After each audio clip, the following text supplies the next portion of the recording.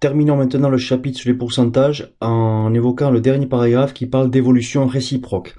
Alors, définition. Soit une quantité qui subit une évolution de la valeur initiale VI vers la valeur finale VF.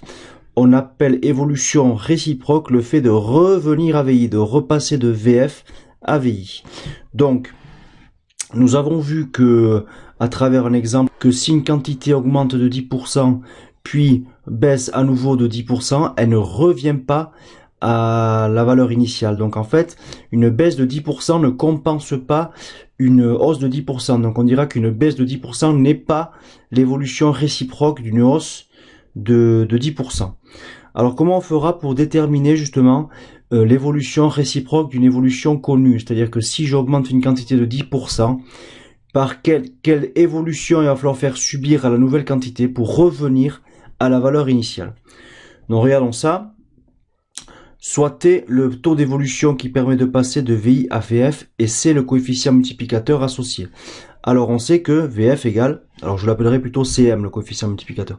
Donc on sait que VF c'est VI fois CM. Du coup, on en déduit que VI s'obtient en faisant VF sur CM. C'est-à-dire VF multiplié par 1 sur CM.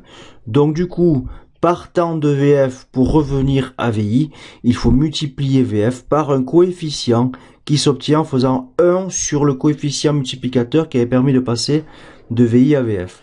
Donc en fait, la propriété à retenir sera la suivante. Si une quantité subit une évolution dont le coefficient multiplicateur est C, alors l'évolution réciproque aura pour coefficient multiplicateur 1 sur C.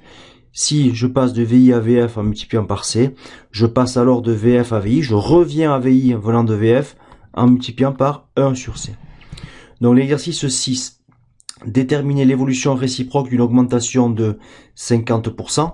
Donc augmenter de 50% revient à multiplier par 1,5. Donc ici, le coefficient multiplicateur est 1,50, 1,5. Donc, le coefficient multiplicateur traduisant l'évolution réciproque se calculera en faisant 1 sur CM, c'est-à-dire 1 sur 1,5, ce qui donne environ 0,667.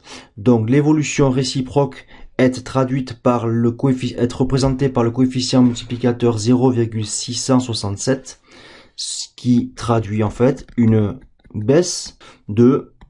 Alors on mesure l'écart de 0,667 à 1 et on convertit en pourcentage, ça donne donc une baisse de 33,3% environ. Donc l'évolution réciproque d'une augmentation de 50% est une baisse de 33,3%. Autrement dit, c'est une baisse de 33,3% qui compense une hausse de 50%. Exercice 7. Un prix diminue de 20%. Quel est le taux d'évolution que doit subir ce nouveau prix pour revenir au prix initial?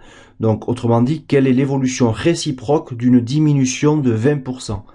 Donc, baisser de diminuer de 20% revient à multiplier par 0,8. Donc, le coefficient multiplicateur associé à la baisse de 20%, c'est 0,8.